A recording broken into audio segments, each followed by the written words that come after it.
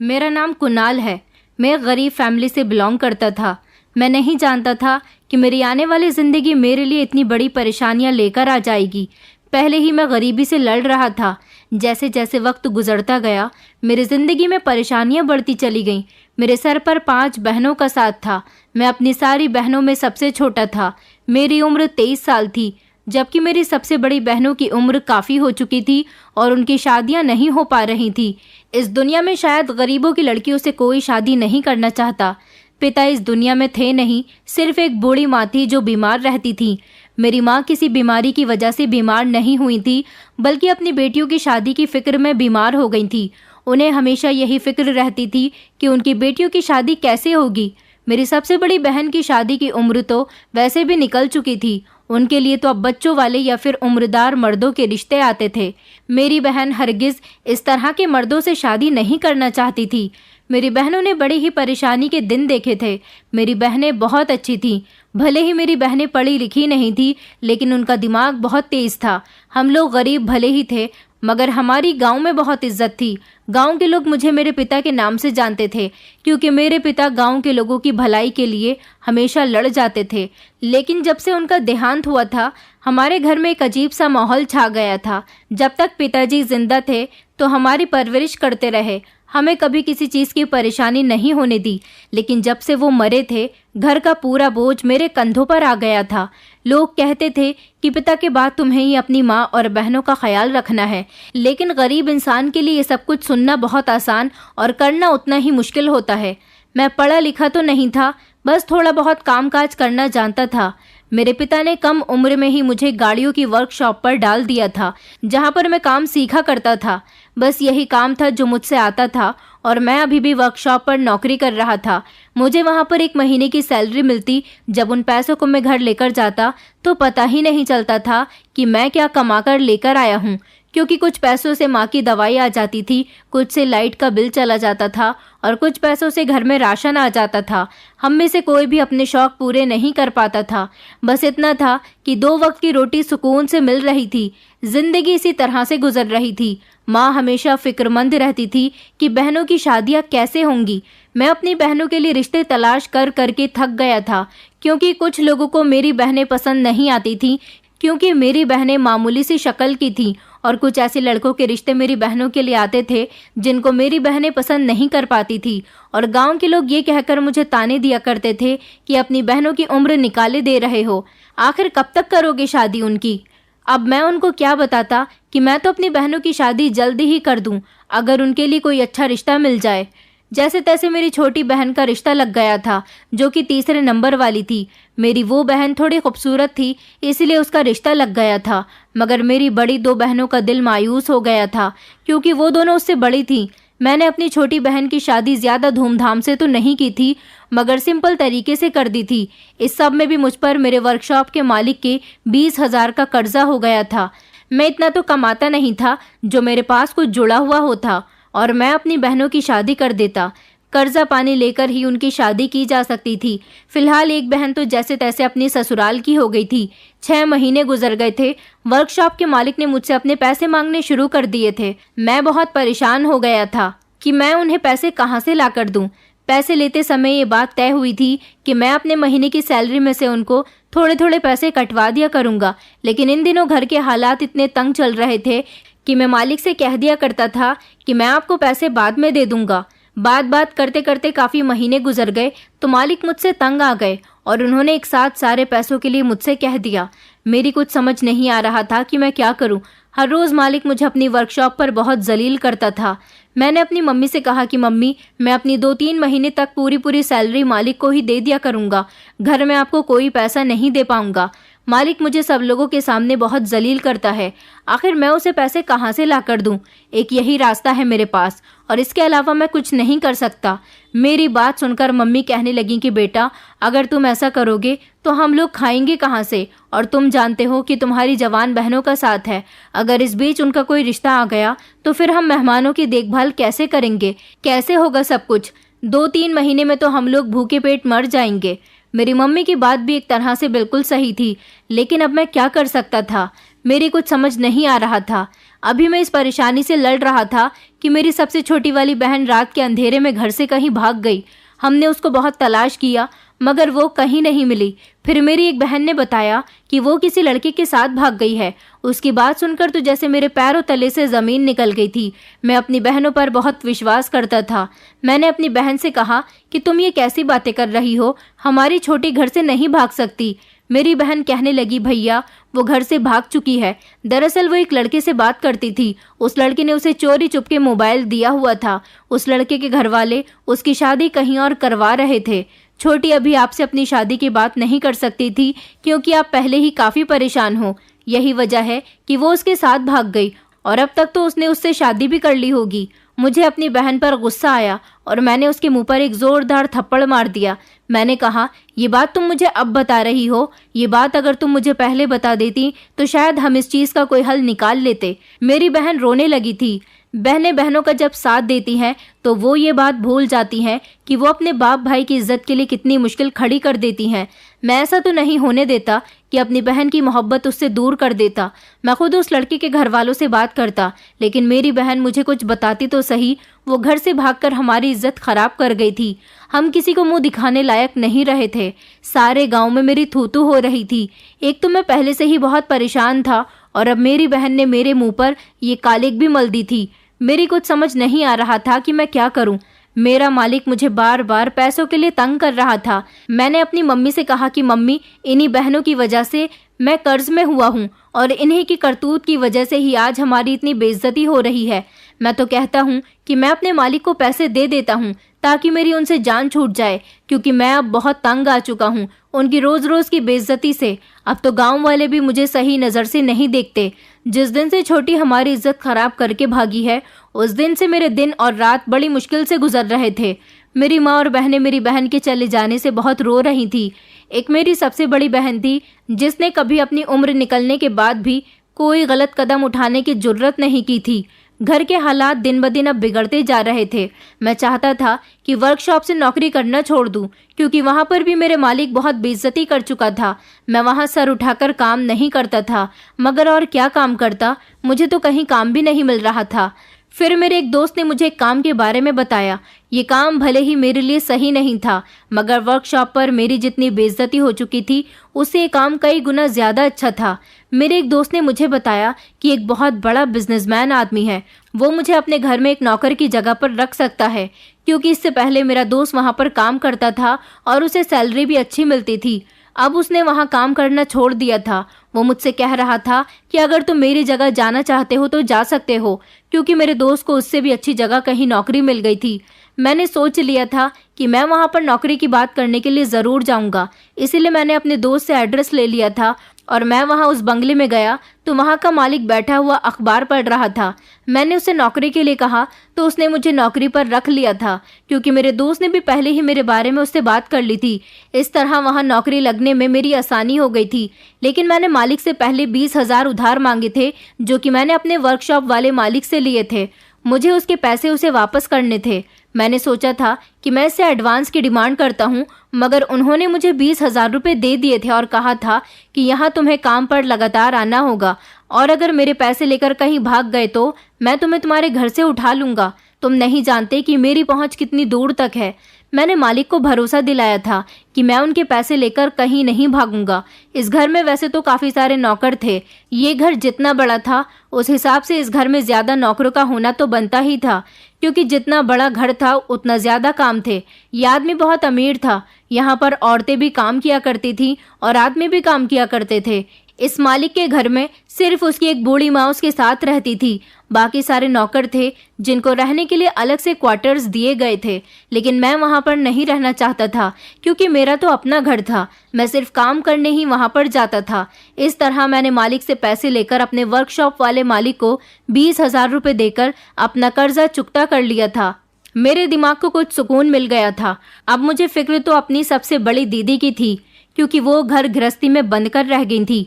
अगर उसकी शादी सही समय पर हो गई होती तो आज वो अपने ससुराल में होती और उसके बच्चे भी होते।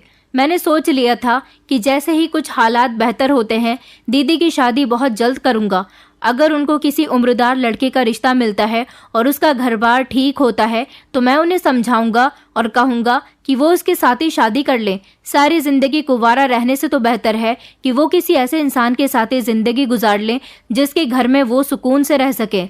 मैंने मालिक के घर में काम करना शुरू कर दिया था। वहां पर मुझे कभी साफ सफाई करनी होती थी तो कभी उनकी माँ की जरूरत का सामान लाना होता था। सारा दिन मैं उन लोगों की गुलामी में गुजार दिया करता था और इसी सब के मुझे पैसे मिलते थे। मालिक की माँ की तबीयत खराब हो रही थी। वो इतनी बीमार थी कि 2 नौकरानियां अलग से उनके कमरे में जाकर उनकी जरूरत का सारा काम किया करती थी और उनका ख्याल रखती थी। यहाँ एक पुरानी नौकरानी थी जो काफी सालों से यहाँ पर काम कर रही थी। उसका नाम वेदिका था। उसकी एक जवान बेटी थी। एक दिन वो अपने साथ अपनी जवान बेटी को भी यहाँ लेकर आ गई। मालिक ने उससे पूछा भी था कि तुम अपनी बेटी को यहाँ क्यों लेकर आई हो, तो वो कहने लगी कि मालिक, इस दुनिया में मेरी बेटी के अलावा कोई भी नहीं है। ये मेरी जिस रिश्तेदार के यहाँ रहती है वो इसको बहुत तंग करते हैं, इसीलिए मैंने सोचा कि मैं अपनी बेटी को भी आपकी माँ की सेवा करने में लगा देती हूँ। इस तरह ये मेरी नज़रों के सामने रहेगी। अगर आपको कोई एतराज़ ना हो तो मेरी बेटी भी यहीं मेरे साथ रह लिया करेगी। मालिक कहने लगा कि मुझे कोई एतराज़ नहीं है, बल्कि मैं तुम्हारी बेटी के काम करने के भी पैसे तुम्हें दे दिया करूँगा। ये बात सुनकर वेदिका बहुत खुश हुई थी। उसकी बेटी देखने में जितनी कम उम्र की थी उतनी ही खूबसूरत भी थी। सब कुछ बिल्कुल ठीक चल रहा था। मालकिन की तबीयत तो हमेशा खराब ही रहती थी क्योंकि उनकी काफ़ी उम्र हो चुकी थी। मालिक ने न जाने क्यों अभी तक शादी नहीं की थी। एक दिन एक ऐसा हादसा हुआ जिसने हम सबको हिलाकर रख दिया था। वेदिका छत की सीढ़ियों की सफाई लगा रही थी जब अचानक उसका पैर फिसल गया और वो गिरती हुई नीचे आई तो उसके सर में एक जोरदार चोट लगी और फिर उसको अस्पताल में भर्ती कराया गया था। उसकी बेटी रंजना बुरी तरह से रो रही थी। उसकी बेटी को समझाया गया कि तुम घबराओ नहीं, सब कुछ ठीक हो जाएगा। मगर फिर डॉक्टर ने एक ऐसी खबर सुनाई जिसको सुनकर हमारे पैरों तले से जमीन निकल गई थी। वेदिका के सर पर गहरी चोट लगने की वजह से वो इस दुनिया को छोड़कर जा चुकी थी, जिसकी वजह से वेदिका की बेटी बुरी तरह से रो रही थी। रंजना की उम्र अभी सिर्फ 18 साल थी। उसकी माँ का अंतिम संस्कार कर दिया गया था। वो बेचारी अब अपनी माँ की जगह यहाँ पर काम करती थी और रहती भी थी। मालिक ने उसको यहाँ रहने की और उसकी पूरी जिम्मेदारी ले ली थी। उसका पिता तो इस दुनिया में नहीं था और बाकी कोई ऐसा रिश्तेदार भी वेदिका की मौत पर यहाँ नहीं आया था जो रंजना का ख्याल रख सके, इसलिए मालिक को ही उसका ख्याल रखना था। आखिरकार वेदिका यहाँ की पुरानी नौकरानी थी और रंजना उसकी इकलौती बेटी थी। उसने काफी लंबे समय से इन लोगों की सेवा की थी। रंजना वक्त के साथ साथ अपनी माँ को भूल चुकी थी और इस घर में उसकी जगह काम कर रही थी। मुझे यहाँ नौकरी करते हुए काफी समय हो गया था और फिर मेरे पैसे भी बढ़ गए थे। जो भी काम मुझे यहाँ पर मिलता था मैं कर लिया करता था। जिंदगी सुकून से गुजर रही थी। एक दिन मेरी सबसे बड़ी दीदी का रिश्ता आया। वो आदमी मेरी दीदी से उम्र में बहुत बड़ा था, लेकिन उसका अपना घर था। छोटी सी एक किराने की दुकान थी। मामूली सा कमा लिया करता था। उसके आगे पीछे कोई भी नहीं था। मुझे यकीन था कि मेरी दीदी वहां पर खुश रहेंगी, इसलिए मैंने अपनी दीदी की शादी वहां पर कर दी थी। मेरी दीदी की शादी में जो पैसा खर्च हुआ था वो मालिक ने लगाया था। मालिक मुझ पर इतने एहसान इसीलिए कर रहे थे क्योंकि मैं 2 नौकरों का काम अकेला ही किया करता था। आखिरकार भाग दौड़ के भी बहुत सारे काम होते हैं जो सारे मालिक ने मुझे सौंप दिए थे। मालिक मुझे अपना वफादार नौकर समझने लगे थे और सारा दिन ज्यादातर मैं उनके साथ ही रहता था। मेरी मम्मी चाहती थी कि मैं अब अपनी शादी कर लूं, मगर मैं अपनी शादी अभी कैसे कर सकता था। अभी मेरे ऊपर 2 बहनों का और बोझ था जो कि मुझसे उम्र में बड़ी थी। मुझे उन दोनों की भी शादी करनी थी। उसके बाद ही मैं अपनी शादी के बारे में सोचता। मैंने अपनी मम्मी को साफ मना कर दिया था कि मैं अभी शादी नहीं करना चाहता। जिस तरह से बाकी बहनों की शादी हो गई है, इस तरह से इन दोनों की भी शादी कर दूंगा तो ये दोनों अपने अपने घरों की हो जाएंगी। उसके बाद ही मैं सुकून से अपनी शादी करूंगा। मेरी मम्मी कहने लगी कि बेटा, तुम कितनी मेहनत करते हो, थोड़ा अपना भी ध्यान रखा करो। मैं उन्हें क्या बताता कि मैं अपना ध्यान रखने लगा तो फिर घर का गुजारा कैसे होगा। वो तो माँ थी और माँ को तो हमेशा अपने बच्चों की फिक्र लगी रहती है। मालिक जब ऑफिस जाते थे तो वो मुझे अपने साथ लेकर नहीं जाते थे, वरना वो हर काम में मुझे सबसे आगे रखते थे। मैं उनके पीछे उनके घर में रहता था। एक दिन मालिक ने मुझसे कहा कि कुणाल, आज रात तुम मेरे घर पर रुक जाओ क्योंकि मेरे घर में कुछ मेहमान आने वाले हैं। मुझे उनकी खातिर करने में तुम्हारी ज़रूरत पड़ सकती है। मैंने कहा कि जी मालिक, मैं रुक जाऊंगा। मैंने अपनी मम्मी से भी फ़ोन करके कह दिया था कि मालिक के कुछ मेहमान आ रहे हैं, जिस वजह से आज रात मैं घर नहीं आ पाऊंगा। मेरी मम्मी ने मुझसे सिर्फ इतना ही कहा था कि बेटा तुम अपना ख्याल रखना, आज मेरा दिल बहुत घबरा रहा है। मैंने अपनी मम्मी से कहा कि आप परेशान मत होइए, आपको ऐसा लग रहा है क्योंकि आज से पहले मैंने कभी कहीं अपने घर के अलावा रात नहीं गुजारी। आप फिक्र मत करो, मैं सुबह जल्दी घर आ जाऊंगा। आपको सिर्फ अपनी तबीयत खराब की वजह से ऐसा लग रहा है, बाकी कोई घबराने वाली बात नहीं है। लेकिन मुझे नहीं पता था कि मेरी मम्मी का दिल क्यों घबरा रहा है। लेकिन मैं आपको इतना ज़रूर बता सकता हूँ कि वो रात मेरी ज़िंदगी की सबसे ख़तरनाक रात साबित हुई थी। मैं नहीं जानता था कि मेरे साथ कुछ ऐसा भी हो सकता है, इतना ख़तरनाक कि मैं अपनी उस रात को लेकर सारी ज़िंदगी रोता रहूँगा। उस दिन मालिक ने मुझे शाम के टाइम पर अपने दोस्तों को एयरपोर्ट से लेने के लिए भेजा था। यहाँ रहते हुए मुझे गाड़ी चलानी तो आ ही गई थी, इसलिए मैं मालिक के दोस्तों को लेने के लिए चला गया था। मालिक के 3 दोस्त थे जिनको मुझे एयरपोर्ट से अटेंड करना था। मालिक ने घर में काफ़ी अच्छा खाना भी बनवाया था। मैं नहीं जानता था कि मालिक के दोस्त यहाँ क्यों आ रहे हैं, वो उनके कौन से दोस्त हैं। मुझसे जितना कहा गया मैं उतना ही कर रहा था। हाँ, मगर मैंने उनको गाड़ी में इतनी बात करते हुए ज़रूर सुना था कि आज तो मज़ा ही आने वाला है। हमें नहीं पता था कि उसने अपने घर में इतना अच्छा शिकार छुपाकर रखा हुआ है। अगर वो हमें इस बारे में पहले बताता तो हम पहले आ जाते। ना जाने मालिक के दोस्त ऐसी बातें क्यों कर रहे थे, मेरी तो कुछ समझ ही नहीं आई थी। मैं उन लोगों को घर ले आया था। मालिक उनको देखकर बहुत खुश हुए थे और फिर सबने मिलकर एक साथ खाना खाया। मालिक ने मुझसे कहा कि फ्री होने के बाद तुम स्टोर रूम वाले कमरे में सो जाना। मैं नौकरानी से कहकर तुम्हारा स्टोर रूम में सोने का इंतजाम करवा देता हूँ। बस आज रात की बात है, सुबह होते ही तुम अपने घर चले जाना और चाहो तो कल सारा दिन तुम छुट्टी कर सकते हो। मालिक की बात सुनकर मैं बेफिक्र हो गया था। आधी रात तक मालिक के दोस्तों ने खूब पार्टी की थी और उनकी वजह से मुझे उनके साथ लगा रहना पड़ा था। सारी रात उन लोगों ने शराब पी थी। वो बड़े लोग थे, शराब पीना तो उनके लिए काम सी बात थी। जब वो लोग अपनी पार्टी करने के बाद फ्री हो गए तो मालिक ने कहा कि अब तुम जाओ। मैं स्टोर रूम में आ गया था और वहां आने के बाद मैं अपने बिस्तर पर लेटा ही था कि मेरी आंख लग गई थी। लेकिन मेरी आंख एक अजीब से शोर पर खुली थी। मुझे किसी लड़की के चीखने की जोर जोर से आवाज़ आ रही थी। मैं घबराकर उठ गया था। मेरी समझ नहीं आ रहा था कि आखिर ये कौन लड़की है जो इतना चिल्ला रही है। मैं घबराते हुए कमरे से बाहर गया और जैसे ही मैं मालिक के कमरे की तरफ गया तो ये देखकर मेरे पैरों तले से ज़मीन निकल गई थी कि मालिक और उसके दोस्त रंजना के साथ अपनी हवस पूरी कर रहे थे। वो बेचारी चीख रही थी, चिल्ला रही थी, मगर उन लोगों को उस पर तरस नहीं आ रहा था।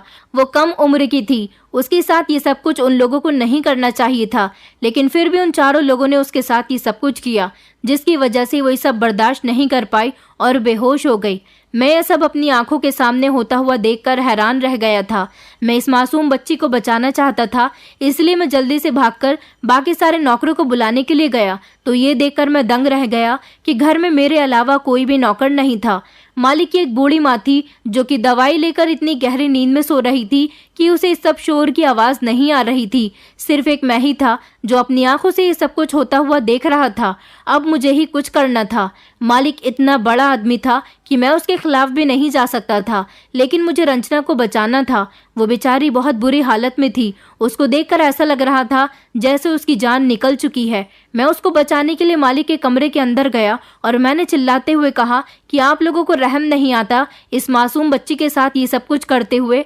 मालिक और उसके दोस्त पूरी तरह से नशे में थे, जबकि रंजना बुरी हालत में जमीन पर पड़ी हुई थी। उसकी हालत मुझसे देखी नहीं जा रही थी। मालिक कहने लगा कि खामोश हो जा, मैंने तुझे बकवास करने के लिए नहीं रोका। मैंने तो तुझे कमरे में सोने के लिए भेज दिया था, तो तू यहाँ पर क्या कर रहा है? चल जा यहाँ से, और अगर इस बारे में किसी को बताया तो तुझे जान से मार दूंगा। मैंने मालिक से कहा कि नहीं, मैं कहीं नहीं जाऊंगा। मैं तुम लोगों की हरकत सबको बता दूंगा। ये देखो तुम लोगों ने इसका क्या हाल कर दिया। ये बेचारी गरीब है, मासूम है।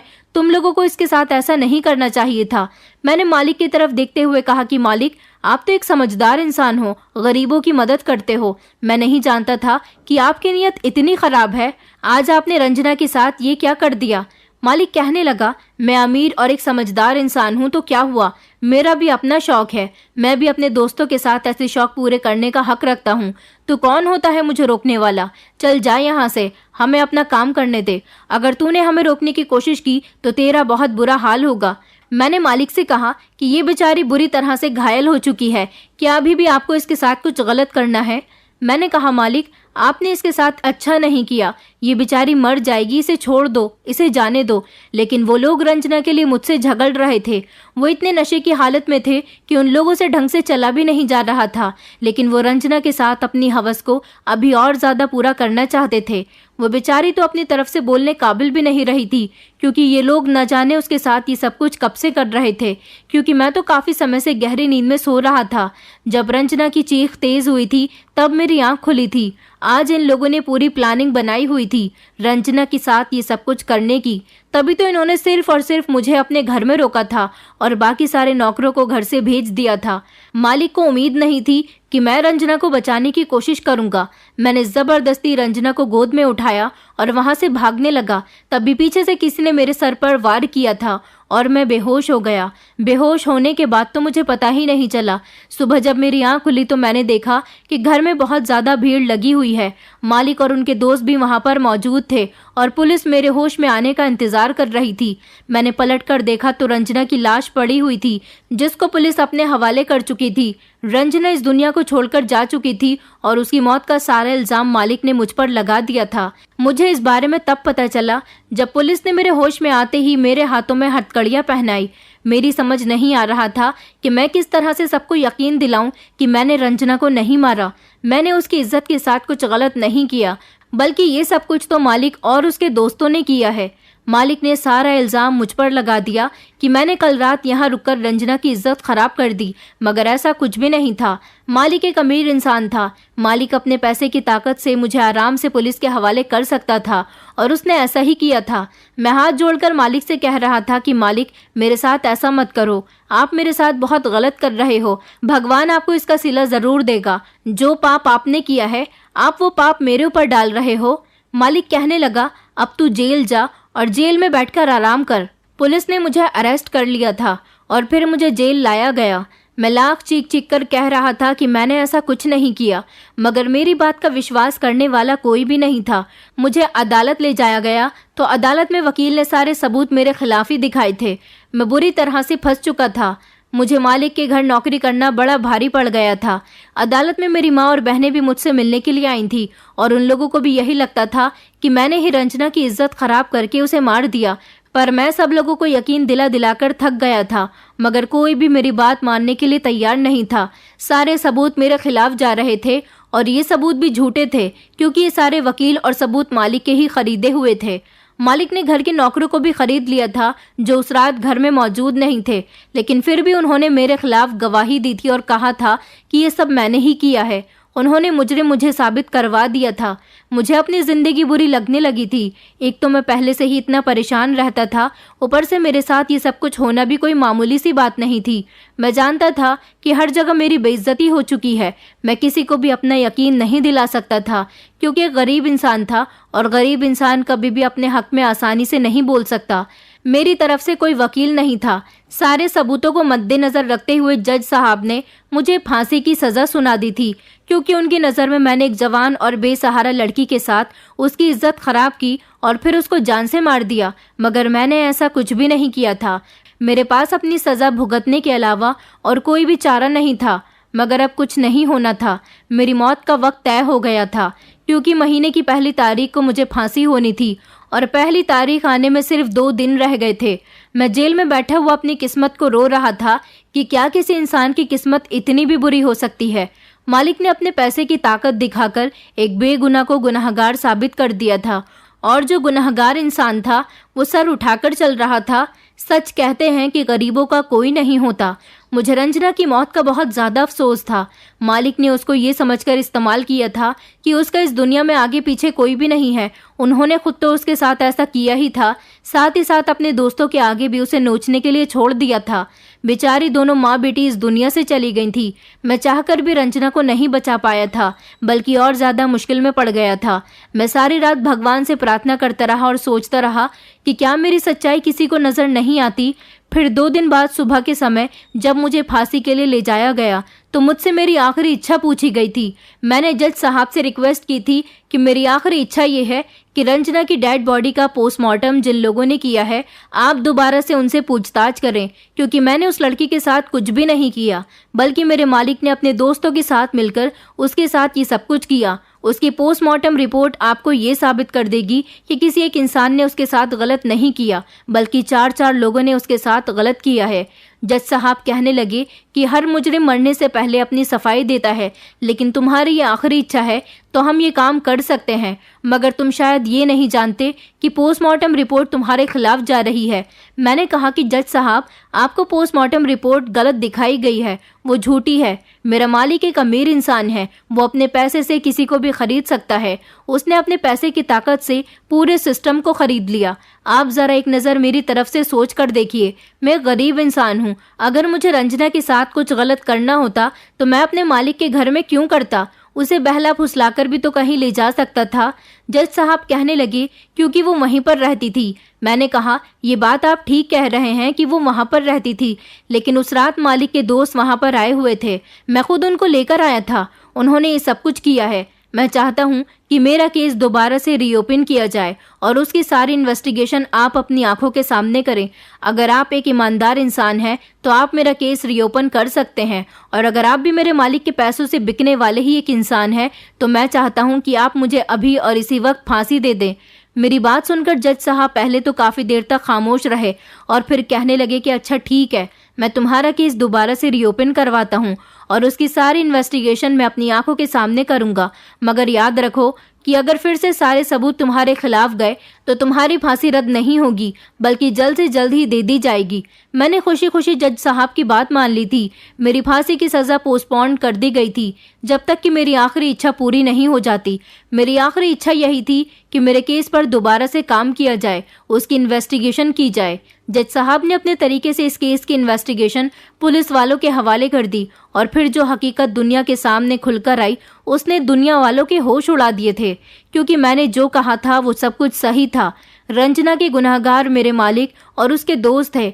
उन्होंने ही ये सब कुछ उसके साथ नशे की हालत में किया था और अपने पाप को छुपाने के लिए उन्होंने पैसे देकर सारे ही लोगों को मुंह बंद करवा दिया था। वो नौकर जो मेरे खिलाफ पहले ही अदालत में गवाही दे चुके थे, अब वो मेरे मालिक के खिलाफ गवाही देने पर तैयार हो गए थे, क्योंकि उन लोगों पर भी सख्ती की गई थी।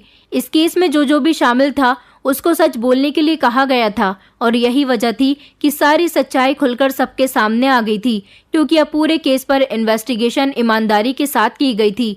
मीडिया में भी ये बात फैल गई थी कि एक गुनहगार को सजा होने वाली थी, लेकिन वो बच गया। मेरी माँ और बहनें भी मुझसे मिलने के लिए आई थी। सारे लोगों ने मिलकर मुझे सपोर्ट किया था और लोगों का कहना था कि आरोपी इंसान को अरेस्ट किया जाए और बेगुनाह को बेइज्जत रिहा कर दिया जाए।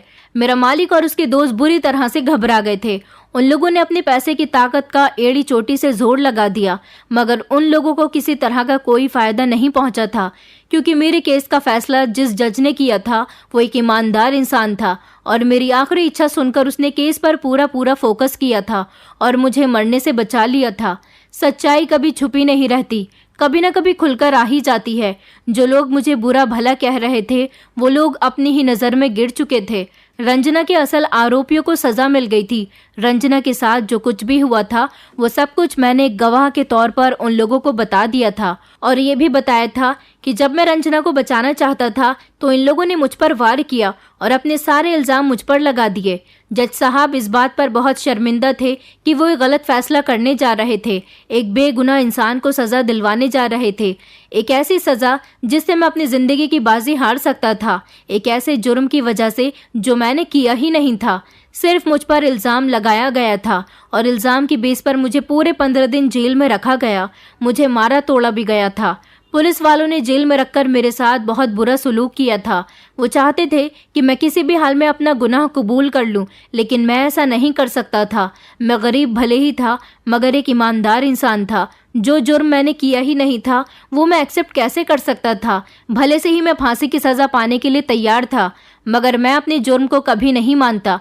मुझे खुशी हुई कि जज साहब ने मेरी आखिरी इच्छा पूरी की और असली आरोपी सारी दुनिया के सामने आ गए। मुझे रिहा कर दिया गया था। उन सबको सज़ा हो गई थी।